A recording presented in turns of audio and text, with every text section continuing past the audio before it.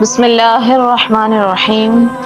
رضیت باللہ ربا وبالاسلام دینا وبمحمد نبیا ورسولا اللہ اکبر اللہ اکبر اللہ اکبر لبیک لبیک لبیک یا رسول اللہ صلی اللہ علیہ وسلم الحمد للہ رب العالمین والصلاة والسلام علی رسولہ الکریم وعلی آلہ واصحابہ اجمعین اما بعد فاعوذ باللہ من الشیطان الرجیم بسم اللہ الرحمن الرحیم۔ حضور سرور کائنات، فخر موجودات، زینت بزم کائنات جناب احمد مجتبی محمد مصطفیٰ صلی اللہ علیہ وسلم کے دربار گوہر بار میں ہدیہ درود السلام عرض کیجیے۔ الصلاۃ والسلام علیک یا خاتم النبیین وعلی آلک واصحابک یا خاتم المعصومین مولایا صلی وسلم دائما ابدا علی حبیبک خیر الخلق کلہم۔ ہجرت کا 8واں سال بھی حضور سرور کائنات صلی اللہ علیہ وسلم کی مقدس حیات کے بڑے بڑے واقعات پر مشتمل ہے۔ ان میں سے ایک اہمیت اور شہرت والا واقعہ جو ہے فتح مکہ بھی ہے۔ وہ شمع اجالا جس نے کیا 40 برس تک غاروں میں، ایک روز چمکنے والی تھی سب دنیا کے درباروں میں۔ رمضان المبارک 8 ہجری تاریخ نبوت کا نہایت ہی عظیم الشان عنوان ہے، اور سیرت مقدسہ کا یہ وہ سنہرا موقع، وہ سنہرا باب ہے کہ جس کی آب و تاب سے ہر مومن کا قلب قیامت تک مسرتوں کا آفتاب بنا رہے گا،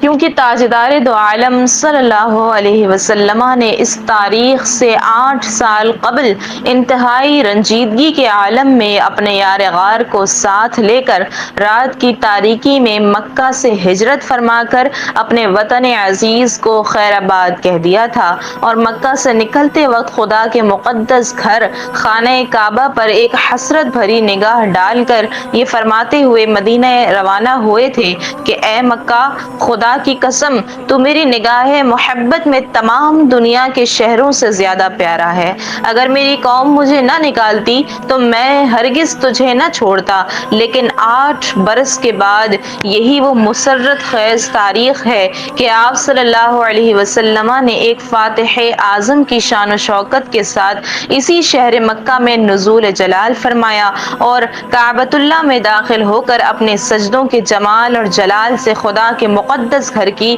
عظمت کو سرفراز فرمایا۔ صلح حدیبیہ کے بیان میں ہم سماعت کر چکے ہیں کہ حدیبیہ کے صلح نامہ میں ایک یہ شرط بھی درج تھی کہ قبائل عرب میں سے جو قبیلہ قریش کے ساتھ معاہدہ کرنا چاہے وہ قریش کے ساتھ معاہدہ کرے، اور جو حضرت محمد صلی اللہ علیہ وسلم سے معاہدہ کرنا چاہے وہ حضرت محمد صلی اللہ علیہ وسلم کے ساتھ معاہدہ کرے۔ اسی بنا پر قبیلہ بنو بکر نے قریش سے باہمی امداد کا معاہدہ کر لیا، اور قبیلہ بنو خزاعہ نے حضرت رسول اللہ صلی اللہ علیہ وسلم سے امداد باہمی کا معاہدہ کر لیا۔ یہ دونوں قبیلے مکہ کے قریب ہی آباد تھے، لیکن ان دونوں میں عرصہ دراز سے سخت عداوت اور مخالفت چلی آ رہی تھی۔ ایک مدت سے تو کفار قریش اور دوسرے قبائل عرب کے کفار مسلمانوں سے جنگ کرنے میں اپنا سارا زور صرف کر رہے تھے، لیکن صلح حدیبیہ کی بدولت جب مسلمانوں کی جنگ سے کفار قریش اور دوسرے قبائل کفار کو اطمینان ملا تو قبیلہ بنو بکر نے قبیلہ بنو خزاعہ سے اپنی پرانی عداوت کا انتقام لینا چاہا، اور اپنے حلیف کفار قریش سے مل کر بالکل اچانک طور پر قبیلہ بنو خزاعہ پر حملہ کر دیا، اور اس حملے میں کفار قریش کے تمام رؤساء یعنی اکرمہ بن ابو جہل، صفوان بن امیہ، سہیل بن عمر وغیرہ بڑے بڑے سرداروں نے اعلانیہ بنو خزاعہ کو قتل کیا۔ بنو خزاعہ اس خوفناک ظالمانہ حملے کی تاب نہ لا سکے اور اپنی جان بچانے کے لیے حرم کعبہ میں پناہ لینے کے لیے بھاگے۔ بنو بکر کے عوام تو حرم میں تلوار چلانے سے ہاتھ روک لیا انہوں نے، اور حرم الہی کا احترام کیا، لیکن بنو بکر لیکن بنو بکر کا سردار نوفل اس قدر جوش انتقام میں آپے سے باہر ہو چکا تھا کہ وہ حرم میں بھی بنو خزاعہ کو نہایت بے دردی سے کے ساتھ جو ہے وہ قتل کرتا رہا اور چلا چلا کر اپنی قوم کو للکارتا رہا کہ پھر یہ موقع کبھی ہاتھ نہیں آ سکتا۔ ان درندہ صفت خون خوار انسانوں نے حرم الہی کے احترام کو بھی خاک میں ملا دیا اور حرم کعبہ کی حدود میں نہایت ہی ظالمانہ طور پر بنو خزاعہ کا خون بہایا، اور کفار قریش نے بھی اس قتل و غارت اور کشت و خون میں خوب حصہ لیا۔ اب ظاہر ہے کہ قریش نے اپنی اس حرکت سے حدیبیہ کے معاہدے کو عملی طور پر توڑ ڈالا، کیونکہ بنو خزاعہ رسول اللہ صلی اللہ علیہ وسلم سے معاہدہ کر کے آپ کے حلیف بن چکے تھے، اس لیے بنی خزاعہ پر حملہ کرنا یہ رسول اللہ صلی اللہ علیہ وسلم پر جو ہے وہ حملہ کرنے کے برابر تھا۔ اس حملے میں بنو خزاعہ کے 23 آدمی قتل ہو گئے۔ اس حادثے کے بعد قبیلہ بنو خزاعہ کے سردار عمر بن سالم خزاعی 40 آدمیوں کا وفد لے کر فریاد کرنے اور امداد طلب کرنے کے لیے مدینے بارگاہ رسالت میں پہنچے، اور یہی فتح مکہ کی تمہید ہوئی۔ اس کے بعد حضور صلی اللہ علیہ وسلم نے قریش کے پاس قاصد بھیجا اور 3 شرطیں پیش فرمائیں کہ ان میں سے کوئی ایک شرط جو ہے وہ قریش منظور کر لیں۔ وہ 3 شرطیں یہ تھیں، ایک تو یہ کہ بنو خزاعہ کے مقتولوں کا خون بہا دیا جائے، دوسری شرط تھی کہ قریش قبیلہ بنو بکر کی حمایت سے الگ ہو جائیں، اور تیسری شرط تھی کہ اعلان کر دیا جائے کہ حدیبیہ کا معاہدہ جو کیا گیا تھا وہ ٹوٹ گیا۔ جب حضور صلی اللہ علیہ وسلم کے قاصد نے ان شرطوں کو قریش کے سامنے رکھا تو قرطہ بن عبد عمر نے قریش کا نمائندہ بن کر جواب دیا کہ نہ ہم مقتولوں کے خون کا معاوضہ دیں گے، نہ اپنے حلیف قبیلہ بنو بکر کی حمایت چھوڑیں گے۔ ہاں، تیسری شرط ہمیں منظور ہے اور ہم اعلان کرتے ہیں کہ حدیبیہ کا معاہدہ ٹوٹ گیا۔ لیکن قاصد کے چلے جانے کے بعد قریش کو اپنے اس جواب پر ندامت ہوئی۔ چند رؤسائے قریش ابو سفیان کے پاس گئے اور یہ کہا کہ اگر یہ معاملہ نہ سلجھا تو پھر سمجھ لو کہ یقیناً محمد صلی اللہ علیہ وسلم ہم پر حملہ کر دیں گے۔ ابو سفیان نے کہا کہ میری بیوی ہند بنت عتبہ نے ایک خواب دیکھا ہے، مقام حجون سے مقام خندمہ تک ایک خون کی نہر بہتی ہوئی آئی ہے، پھر ناگہاں وہ خون غائب ہو گیا۔ قریش نے اس خواب کو بہت ہی منحوس سمجھا اور خوف اور دہشت سے سہم گئے اور ابو سفیان پر بہت زیادہ دباؤ ڈالا کہ وہ فوراً مدینے جا کر جو ہے وہ معاہدہ حدیبیہ کی تجدید کرے۔ اس کے بعد حضور صلی اللہ علیہ وسلم نے لوگوں کو جنگ کی تیاری کا حکم دے دیا اور حضرت بی بی عائشہ رضی اللہ تعالی عنہا سے بھی فرما دیا کہ جنگ کے ہتھیار درست کریں، اور اپنے حلیف قبائل کو بھی جنگی تیاریوں کے لیے حکم نامہ بھیج دیا، مگر کسی حضور صلی اللہ علیہ وسلم کسی کو بھی جو ہے آپ نے یہ نہیں بتایا کہ کس سے جنگ کا ارادہ ہے، یہاں تک کہ حضرت ابوبکر صدیق رضی اللہ عنہ سے بھی آپ نے کچھ نہیں فرمایا۔ حضرت ابوبکر صدیق حضرت بی بی عائشہ کے پاس آئے اور دیکھا کہ وہ جنگی ہتھیاروں کو نکال رہی ہیں، تو آپ نے پوچھا کہ کیا حضور صلی اللہ علیہ وسلم نے حکم دیا ہے؟ عرض کیا جی ہاں۔ پھر آپ نے پوچھا کہ کیا تمہیں کچھ معلوم ہے کہ کہاں کا ارادہ ہے؟ حضرت بی بی عائشہ رضی اللہ تعالی عنہا نے کہا کہ واللہ مجھے یہ معلوم نہیں ہے۔ غرض انتہائی خاموشی اور رازداری کے ساتھ حضور صلی اللہ علیہ وسلم نے جنگ کی تیاری فرمائی، اور یہ مقصد یہ تھا کہ اہل مکہ کو خبر نہ ہونے پائے اور اچانک ان پر جو ہے وہ حملہ کر دیا جائے۔ 10 رمضان المبارک 8 ہجری کو رسول اکرم صلی اللہ علیہ وسلم مدینے سے 10,000 کا لشکر پر انوار ساتھ لے کر مکہ کی طرف روانہ ہوئے، اور بعض روایتوں میں ہے کہ فتح مکہ میں آپ کے ساتھ 12,000 کا لشکر تھا۔ مکہ سے ایک منزل کے فاصلے پر مر الزہران میں پہنچ کر اسلامی لشکر نے پڑاؤ ڈالا، اور حضور صلی اللہ علیہ وسلم نے فوج کو حکم دیا کہ ہر مجاہد اپنا الگ الگ چولہا جلائے۔ 10,000 مجاہدین نے جو الگ الگ چولہے جلائے تو مر الزہران کے پورے میدان میں میلوں تک آگ ہی آگ نظر آنے لگی۔ قریش کو معلوم ہی ہو چکا تھا کہ مدینے سے فوجیں آ رہی ہیں، مگر صورتحال کی تحقیق کے لیے قریش نے ابو سفیان بن حرب، حکیم بن حزام اور بدیل بن ورقہ کو اپنا جاسوس بنا کر بھیجا۔ حضرت عباس رضی اللہ تعالی عنہ نے بے حد فکر مند ہو کر قریش کے انجام پر افسوس کیا۔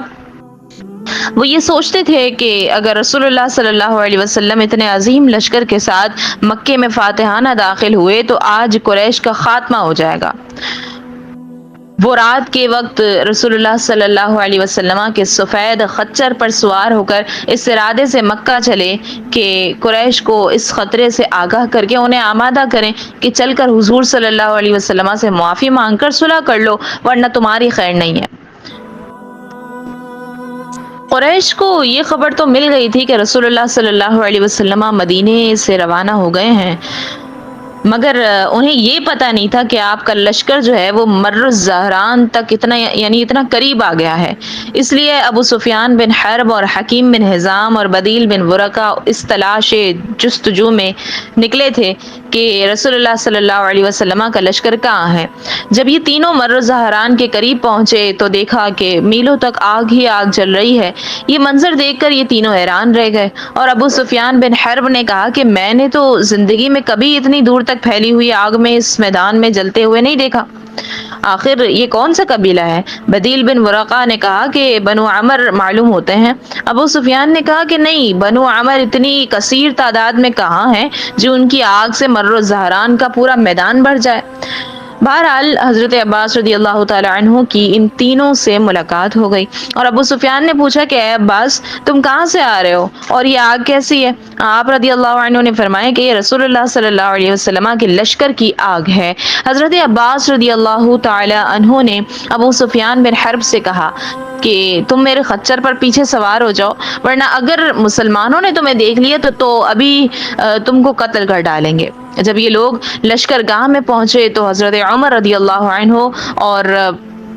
دوسرے چند مسلمانوں نے جو لشکرگاہ کا پہرا دے رہے تھے ابو سفیان کو دیکھ لیا۔ حضرت عمر رضی اللہ عنہ اپنے جذبہ انتقام کو ضبط نہ کر سکے اور ابو سفیان کو دیکھتے ہی ان کی زبان سے نکلا کہ ارے یہ تو خدا کا دشمن ابو سفیان ہے۔ دوڑتے ہوئے بارگاہ رسالت میں پہنچے اور عرض کیا کہ یا رسول اللہ صلی اللہ علیہ وسلم، ابو سفیان ہاتھ آ گیا ہے، اگر اجازت ہو تو ابھی اس کا سر اڑا دوں۔ اتنے میں حضرت عباس رضی اللہ عنہ بھی ان تینوں مشرکوں کو ساتھ لیے ہوئے دربار رسول میں حاضر ہو گئے اور ان لوگوں کی جان بخشی کی سفارش پیش کر دی، اور یہ کہا کہ یا رسول اللہ صلی اللہ علیہ وسلم،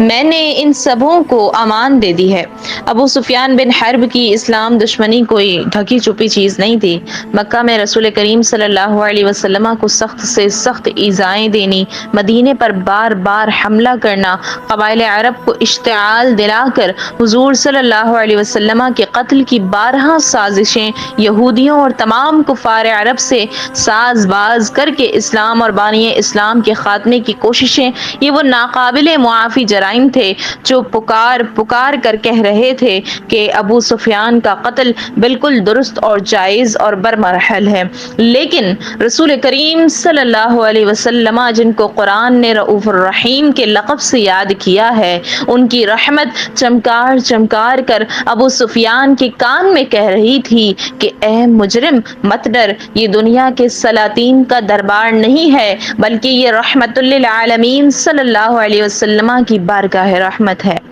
اور اس کے بعد جو ہے وہ ابو سفیان نے اسلام قبول کر لیا اور اس کی جان بچ گئی۔